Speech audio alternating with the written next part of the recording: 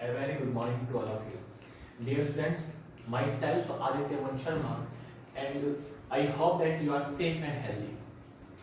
आज के सेशन में आज हम केमिकल बॉन्डिंग का एक सब टॉपिक इसका नाम है हाइब्रिडाइजेशन के बारे में आज हम डिस्कस करेंगे। इसकी नीड क्यों पड़ी, इसका कॉन्सेप्ट क्या था, सब कुछ बातें आज हम इसमें डिस्कशन करेंगे। सबसे पहले हाइब्रिडाइजेशन पढ़ने से पहले इसकी नीड क्यों पड़ी वो पढ़ना बहुत जरूरी है। तो क्यों ना हम इस कंसेप्ट में जाने से पहले हम इसकी नीड को पढ़ें। तो हाइब्रिडाइजेशन से पहले जो कंसेप्ट था, जो मॉलिक्यूल को समझाने का प्रयास कर रहा था, वो था VBT. But VBT most of molecule की geometry, bond angle, bond strength, bond length etcetera चीजों को समझाने में सक्सेस नहीं हो पाई। तो सबसे पहले हम वीबीटी की लिमिटेशन पढ़े तो ऑटोमेटिक हमें इसकी नीड पता लग जाएगी। तो मैं उन मॉलिक्यूल्स में एक मॉलिक्यूल में उठाता हूं और उसकी एक्सप्लेनेशन हम अकॉर्डिंग टू वीबीटी करते हैं। ठीक है, तो इससे पहले जो टॉपिक है वो मैं आपको पढ़ा रहा हूं आपको कि एक्सप्लेनेशन ऑफ मीथेन मॉलिक्यूल। मैं मीथेन मॉलिक्यूल ले रहा हूं, explanation of methane CH4 according to VBT. अब जैसा कि आप जानते हैं CH4 ये है आपका CH4। जैसा कि आप जानते हैं कि अकॉर्डिंग टू वीबीटी ये कहती है कि जितने भी बॉन्ड सेंट्रल एटम को बनाने हैं उतने ही अनपेयर्ड इलेक्ट्रॉन उस सेंट्रल एटम के पास होने चाहिए। ठीक है, तो जब हम इस कार्बन का ग्राउंड स्टेट में जब हम इलेक्ट्रॉनिक कॉन्फ़िगरेशन देखते हैं तो एक कॉन्फ़िगरेशन आता है 1s2 2s2 and 2p2। यदि हम बात करें तो ये कुछ ऐसा होता है 1s, ये आपका 2s और ये आपका 2p2। ओके, कार्बन की ग्राउंड स्टेट में जो पोजीशन है इलेक्ट्रॉन्स की अनपेयर्ड केवल दो ही हैं, वो ओनली केवल दो अनपेयर्ड इलेक्ट्रॉन्स हैं। अब चूंकि इसको 4 बॉन्ड बिकॉज़ इसको 4 बॉन्ड का इसको फॉर्मेशन करना है तो हम एक इलेक्ट्रॉन यहां से एक्साइट करवा देते हैं और ये कहलाता है आपका कार्बन का एक्साइटेड स्टेट में इलेक्ट्रॉनिक कॉन्फ़िगरेशन। तो विन्यास तो इलेक्ट्रॉनिक कॉन्फ़िगरेशन क्या हुआ 1s2 2s1 2p3। तो ये कुछ ऐसा हुआ, ये तो आपका 1s, ये आपका 2s और ये आपका 2p3। अब आराम से ये 4 बॉन्ड आराम से फॉर्म कर सकता है। अब यदि हम अकॉर्डिंग टू वीबीटी चलें, जैसा मतलब वीबीटी के अकॉर्डिंग इस मीथेन मॉलिक्यूल को हम एक्सप्लेन करें तो आइए देखते हैं क्या हुआ होगा। आपका एक हाइड्रोजन एटम अपनी 1s ऑर्बिटल से आया होगा और इसके द्वारा ओवरलैपिंग करके बॉन्ड बना लिया होगा। इसके पास एक हाइड्रोजन का एटम आया होगा और आराम से बॉन्ड आकर बॉन्ड बना लिया होगा। एक हाइड्रोजन एटम आया होगा, बॉन्ड बना लिया होगा। एक हाइड्रोजन एटम आया होगा और ओवरलैपिंग के द्वारा इसने क्या कर लिया होगा, बॉन्ड की फॉर्मेशन कर ली होगी अकॉर्डिंग टू वीबीटी। जब इस मीथेन मॉलिक्यूल का जब फॉर्मेशन हुआ तो हमने यहां देखा कि यहां पर दो टाइप की ओवरलैपिंग हो रही है। ये हाइड्रोजन अपना 1s से ओवरलैप करेगा, 1s और 1s, ये आपका 2s है और ये आपका कौन सा है 2p है। ओके, तो यहां पर अकॉर्डिंग टू अपन वीबीटी बात करें तो यहां पर आपकी दो प्रकार की आपकी ओवरलैपिंग दिखाई दे रही है। फर्स्ट है आपकी कौन सी 1s 2s वाली, एंड सेकंड कौन सी आपकी 1s 2p वाली, एंड सेकंड कौन सी आपकी 1s 2p वाली। तो यदि इस तरीके से हम बात करें तो हम जानते हैं कि जब दोनों केस में आपके क्वांटम नंबर सेम हो, प्रिंसिपल क्वांटम नंबर सेम हो, यहां भी 1s 2s तो यहां भी 1 और 2 है, यहां भी 1 और 2 है, तो वहां ओवरलैपिंग ज्यादा अच्छी होती है जहां पर डायरेक्शनल कैरेक्टर्स ज्यादा होते हैं। हम जानते हैं कि ज्यादा डायरेक्शनल कैरेक्टर आपके p ऑर्बिटल्स में होते हैं, तो इस प्रकार से तो ये वाली ओवरलैपिंग बहुत अच्छी से होनी चाहिए थी और ये वाली ओवरलैपिंग इसके कंपेयर में थोड़ी कम अच्छी होनी चाहिए थी। अब कम अच्छी होगी तो ये वाला ओवरलैपिंग ज्यादा होगा, ये इसमें इनमें ओवरलैपिंग ज्यादा होगी और ज्यादा होने से फिर ये वाला जो बॉन्ड है इस ओवरलैपिंग के द्वारा जो बने हुए बॉन्ड है, बोले तो ये 3 बॉन्ड जो हैं वो आपके अधिक स्ट्रॉन्ग होने चाहिए थे कंपैरेटिवली इस वाले के। तो इसका मतलब तो ये हुआ अकॉर्डिंग टू वीबीटी यदि अपन इस मॉलिक्यूल की बात करें तो CH4 में से जो 3 CH बॉन्ड है वो थोड़े से मजबूत होने चाहिए थे, स्ट्रॉन्ग होने चाहिए थे, और जबकि आपका जो एक CH बॉन्ड है वो आपका वीक होना चाहिए था। बट लेकिन जब इसका एक्सपेरिमेंटल एनालिसिस किया गया, स्पेक्ट्रोस्कोपिक जब इसका एनालिसिस किया गया तो ये पता किया गया, तो मालूम चला कि इसके सारे के सारे बॉन्ड इक्वल है, ना कोई एक दूसरे से स्ट्रॉन्ग है और ना कोई दूसरे से वीक है। तो वीबीटी इसको एक्सप्लेन नहीं कर पाई। सेकंड बात, एक बार फिर अपन इसकी अकॉर्डिंग टू वीबीटी ही अपन इसका एक वापस से एक्सप्लेनेशन करते हैं। देखो यहां ने देखा, सपोज दैट ये आपका एक कार्बन है और मैंने इस कार्बन के चारों तरफ स्फेरिकल में मैंने 2s ऑर्बिटल बनाया, ठीक है, मैंने 2s ऑर्बिटल बना लिया। इसके x एक्सिस को मानते हुए मैंने यहाँ पे आपका मैंने px बना दिया, इस एक्सिस को मैंने y मानते हुए मैंने y एक्सिस बना दिया, और इसको मैंने मानते हुए मैंने इसको z एक्सिस बना दिया, ठीक है। तो ये आपका 2s वाला है, ये आपका px वाला है, ये आपका py वाला है, और ये आपका pz ऑर्बिटल है।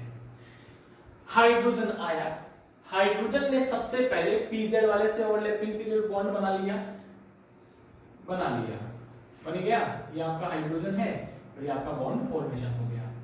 py से आया, बिल्कुल ओवरलैपिंग करी, हाइड्रोजन बॉन्ड बन गया। px से आया हाइड्रोजन और क्या हो गया, बॉन्ड बन गया। आप जानते हैं कि सिग्मा बॉन्ड px में अपन बात करें तो सिग्मा बॉन्ड तभी फॉर्म होगा जब आने वाला जो ऑर्बिटल की ओवरलैपिंग करने वाला जो आपका ऑर्बिटल है, जब वो x एक्सिस के अलाइन आएगा सिग्मा बॉन्ड की फॉर्मेशन में। y में भी सेम कंसेप्ट है और z में भी आपका सेम कंसेप्ट है। तो इस प्रकार से तो जो आपकी तीनों के तीनों हाइड्रोजन एटम है px, py और pz, जैसा कि हम जानते हैं कि तीनों एक्सिस आपस में 90 डिग्री एंगल पर होती है, तो इस प्रकार से तो आपकी कम से कम दो HCH बॉन्ड एंगल, कम से कम दो HCH बॉन्ड एंगल आपके 90 डिग्री के होने चाहिए थे। बट जब इसका एक्सपेरिमेंटली इसका एनालिसिस किया गया, स्पेक्ट्रोस्कोपिक द्वारा से एनालिसिस किया गया, तो बॉन्ड एंगल 90 डिग्री भी नहीं पाया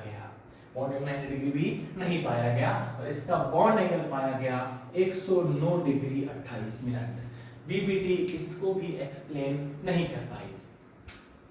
एक बात और देखें, जब हम इनकी आपस में जो हम इसकी ओवरलैपिंग की जब हम बात कर रहे थे तो हम ये बात कर रहे थे बिकॉज ऑफ इसमें ओवरलैपिंग ज्यादा होगी तो इसकी जो बॉन्ड लेंथ है इस ओवरलैपिंग के द्वारा जो बनने वाले बॉन्ड की जो बॉन्ड लेंथ है वो इसके कंपैरेटिवली भी कम होगी। तो इस प्रकार से तो फिर वही बात CH4 में तो 3 CH बॉन्ड की लंबाई है, बॉन्ड लेंथ वो क्या होनी चाहिए थी, कम होनी चाहिए थी, और एक CH बॉन्ड की बॉन्ड लेंथ क्या होनी चाहिए थी, ज्यादा होनी चाहिए थी। एक बॉन्ड की बॉन्ड लेंथ क्या होनी चाहिए थी, ज्यादा होनी चाहिए थी। बट जब इसका एक्सपेरिमेंटल एनालिसिस किया गया तब हमने देखा कि all CH bond length are equal, that means इसको वीबीटी इसको एक्सप्लेन नहीं कर पाई।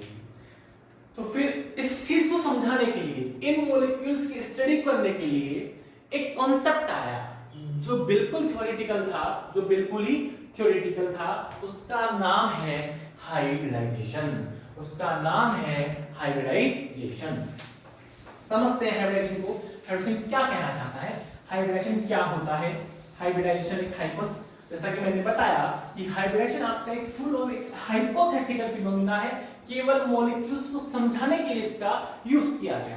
तो इस कंसेप्ट में ये कहा जाता है, हाइब्रिडेशन में ये कहा जाता है कि जब आपके मतलब कि ऐसा कहा जाता है कि कार्बन के, जैसे अपन यदि अपन ओनली CH4 मॉलिक्यूल्स की बात करें, इस वाले केस में बात करें तो ऐसा कहा जाता है कि जब कार्बन के 2s तथा 2p ऑर्बिटल जब हाइड्रोजन से बॉन्ड बना रहे होते हैं तो उससे पहले ही ये 2s तथा 2p ऑर्बिटल आपस में मिक्स हो जाते हैं, आइए देखते हैं कैसे। देखो भाई, ये आपका एक 2s ऑर्बिटल है और ये आपका एक 2p ऑर्बिटल है, और ये आपका एक 2s ऑर्बिटल है और यहाँ पे आपका 2p ऑर्बिटल है और मैं यहाँ पे नाभिक मानता हूँ, न्यूक्लियस मानता हूँ। ओके, जैसा कि हम जानते हैं कि आपका जो ऑर्बिटल नाभिक के जितना ज्यादा पास होता है, जो ऑर्बिटल नाभिक के जितना ज्यादा पास होता है उसकी एनर्जी उतनी ही कम होती है, जबकि आपका 2p वाला ऑर्बिटल है वो आपका न्यूक्लियस से दूर है तो इसकी एनर्जी क्या होगी, ज्यादा। अब हाइब्रिडेशन से हमें फायदा क्या है, क्या फायदा है हमें और हम इसका बेनिफिट क्या है, तो आइए देखते हैं। जैसा कि हम जानते हैं कि देखो कुछ अच्छी चीज 2s में है और कुछ अच्छी चीज 2p में है, कुछ कमियां 2s में है और कुछ कमियां 2p में है। तो हम बात करते हैं 2s की अच्छाई की, 2p की अच्छाई की, 2s की कमी की और 2p की कमी की। तो हमने देखा कि जो 2s वाला ऑर्बिटल है वो 2p के कंपेयर में लो एनर्जी का है। कौन सा एनर्जी का है भाई, लो एनर्जी का, लो एनर्जी का, लो एनर्जी का। अपन 2p की बात करें, अपन 2p ऑर्बिटल्स की बात करते हैं तो ये s के कंपेयर में है हाई एनर्जी का, हाई एनर्जी का। तो ये लो एनर्जी एक अच्छा, इसके लिए अच्छी बात होगी, ठीक है। लेकिन जब हम इसके डायरेक्शनल कैरेक्टर की जब हम बात करते हैं, जब हम 2s के डायरेक्शनल कैरेक्टर की जब हम बात करते हैं तो इसका डायरेक्शनल कैरेक्टर जो होता है वो होता है कम, डायरेक्शनल कैरेक्टर लो, और इसका जो डायरेक्शनल कैरेक्टर होता है वो होता है ज्यादा। ये अपन एक्सप्लेन भी करते हैं। देखिए ये आपका होता है, आपका s ऑर्बिटल होता है, ये आपका s ऑर्बिटल होता है और ये होता है आपका p ऑर्बिटल। ये क्या होता है आपका p ऑर्बिटल। आप समझते हैं कि सपोज करो यहां पर आके मान लो इससे इसमें हाइड्रोजन ने बॉन्ड बनाया, ओवरलैपिंग करी, तो आप जानते हैं कि इसकी केवल ओनली फॉर ये वाली इलेक्ट्रॉन डेंसिटी ही काम आई, ये वाली इलेक्ट्रॉन डेंसिटी कोई काम नहीं आई, ये वाली कोई काम नहीं आई, ये वाली कोई भी काम नहीं आई। तो ठीक उस, लेकिन इसमें अपन बात करें p वाले में अपन बात करें तो सपोज करो एक हाइड्रोजन एटम ने यहां आकर ओवरलैपिंग करी तो केवल और केवल इसकी ये वाली इलेक्ट्रॉन डेंसिटी वेस्ट गई। तो यहां से अपन कह सकते हैं कि जो ज्यादा मोल डायरेक्शनल कैरेक्टर कौन दिखाता है, आपका p ऑर्बिटल दिखाता है, ये आपकी एक अच्छी ओवरलैपिंग दिखाएगा। तो जैसे हम बात करें जो 2s वाला ऑर्बिटल आपका वो लो एनर्जी का है और डायरेक्शनल कैरेक्टर क्या है इसमें, कम है, जबकि आपका जो p वाला है ये हायर एनर्जी का है लेकिन इसकी डायरेक्शनल कैरेक्टर क्या है, ज्यादा। तो होगा क्या भाई, होगा क्या, ये अपनी कुछ अच्छी चीजें इसमें देगा, ये चीजें कुछ अपनी अच्छी देगा, आपस में मिक्स करेंगे। जितने ऑर्बिटल्स आपस में मिक्स करेंगे उतनी ही संख्या में ये सेम आकृति के, सेम संख्या में, सेम एनर्जी के नए ऑर्बिटल्स का फॉर्म करेंगे। और ये बनने वाले ये जो आपके ये ऑर्बिटल्स हैं, जो नए बनने वाले सेम एनर्जी के, सेम संख्या में जो ऑर्बिटल्स हैं, ये कहलाते हैं आपके हाइब्रिड ऑर्बिटल्स। ये कहलाते हैं आपके हाइब्रिड ऑर्बिटल्स, हाइब्रिड ऑर्बिटल्स। तो हमने जब देखा तो ये आपके एक s और 3p से मिलकर बने हैं, तो ये क्या है आपके सारे के सारे 4 sp3 ऑर्बिटल्स। ये क्या है, ये है आपके 4 sp3 ऑर्बिटल्स। इनमें अच्छी बात क्या है, सबसे फर्स्ट हम बात करें इनकी जो एनर्जी है वो p वाले से कम है। एक तो इन ऑर्बिटल्स की एनर्जी कम हो गई और सेकंड जो बात है अब इनमें डायरेक्शनल कैरेक्टर्स भी क्या हो गए, ज्यादा हो गए, डायरेक्शनल कैरेक्टर भी क्या हो गए, ज्यादा हो गए। अब आसानी से जब 2s और 2p आपस में जब बॉन्ड बना रहे थे उससे पहले ही ऑर्बिटल आपस में मिक्स हो गए, तो अब आराम से आसानी से आपका जो H आराम से यहां से बॉन्ड बना सकता है। अब बिकॉज ऑफ इन चारों के चारों बॉन्ड बिल्कुल आइडेंटिकल है, बिल्कुल आइडेंटिकल है, तो यहाँ के चारों जो बॉन्ड है उनकी बॉन्ड स्ट्रेंथ भी सेम होगी, बॉन्ड लेंथ भी सेम होगी और बॉन्ड एंगल भी इनके सेम होंगे। हम और इसको एक बार और अच्छे से देखते हैं।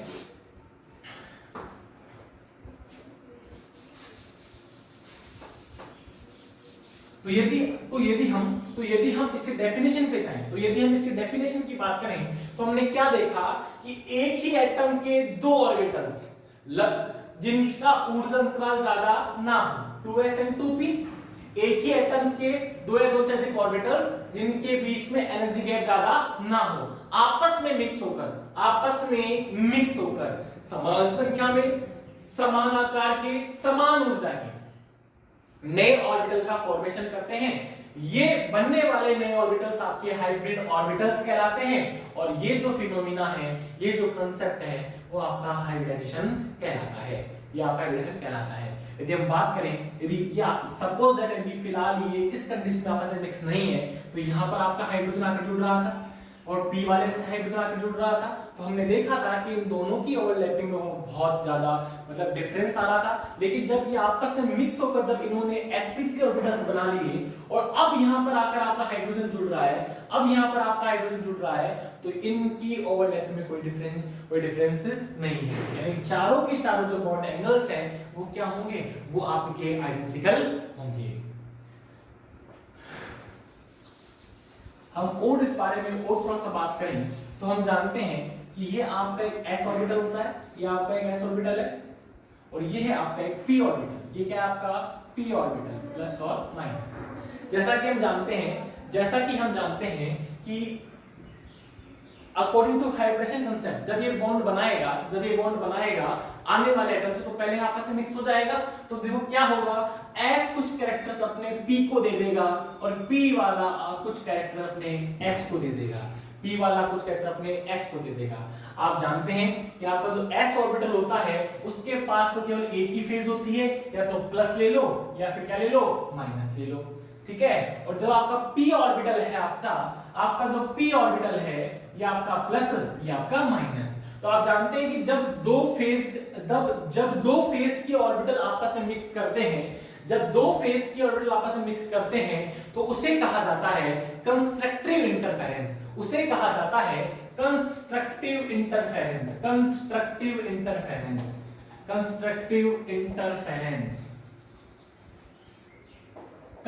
इंटरफेरेंस से जब दो सेम फेस के ऑर्बिटल आपस में मिक्स करेंगे तो उनका एम्पलीट्यूड बहुत ज्यादा हो जाता है। तो जब अपन इनकी और इस वाले की और इस वाली लोब की बात करें तो इनमें पाया जाएगा कंस्ट्रक्टिव इंटरफेरेंस, और जब इसकी और इसकी अपन बात करें तो इसमें पाया जाएगा डिस्ट्रक्टिव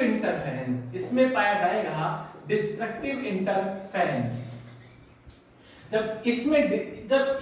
जब इनकी मिक्सिंग में जब कंस्ट्रक्टिव इंटरफेरेंस पाया गया तो हमने देखा कि इस वाले की जो लोब है वो बहुत मोटी हो जाती है और इस वाले में बिकॉज डिस्ट्रक्टिव इंटरफेरेंस है, इसके वजह से लोब छोड़ इसका जो एम्पलीट्यूड है वो कम हो जाएगा। तो इस प्रकार ये हमें एक शेप मिलेगी और यही होती है हाइब्रिड ऑर्बिटल की शेप।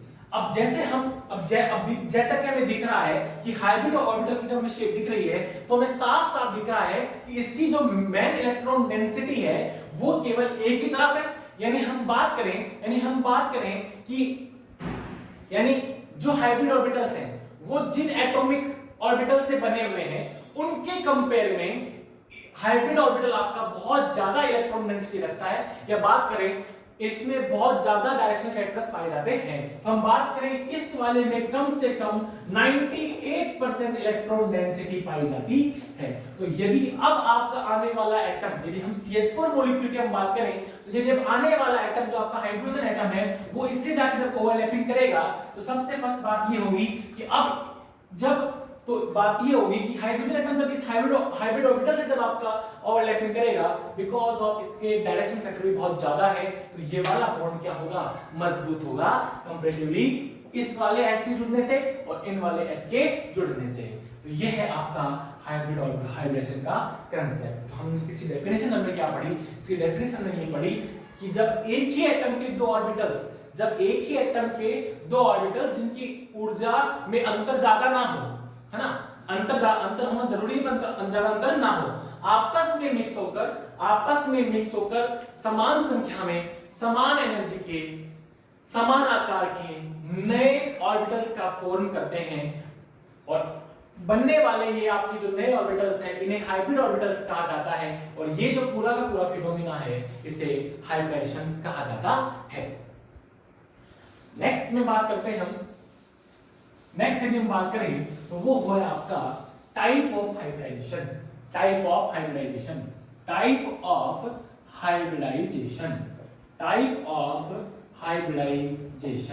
यदि हम बात करें टाइप ऑफ हाइब्रिडाइजेशन, यदि हम बात करें तो देखो सबसे पहला अपन पढ़ेंगे sp, यानी एक p ऑर्बिटल यदि आपस में मिक्स करेंगे तो उसे कहते हैं अपन sp हाइब्रिडाइजेशन। सेकंड है आपका sp2 हाइब्रिडाइजेशन, यानी आपका एक S और दो P यदि आपके आपस में ओवरलैप करेंगे तो इसे कहा जाता है sp2 हाइब्रिडाइजेशन। थर्ड है आपका sp3, यानी एक S और तीन P यदि आपस में मिक्स करेंगे तो इसे कहा जाता है sp3 हाइब्रिडाइजेशन। एंड आपका फोर है आपका sp3d, ये होता है आपका sp3 हाइब्रिडाइजेशन। यदि आपका एक S, तीन P और एक D ऑर्बिटल आपस में मिक्स करेंगे तो इसे sp3d हाइब्रिडेशन कहा जाता है। इसको बहुत थोड़ा सा हिस्सा लगा दे, आगे ढंग से पढ़ेंगे। 5 है आपका sp3d2 हाइब्रिडाइजेशन और 6 है आपका sp3d3 हाइब्रिडाइजेशन। इसका डिस्कस हम नेक्स्ट लेक्चर में करेंगे। Thank you very much.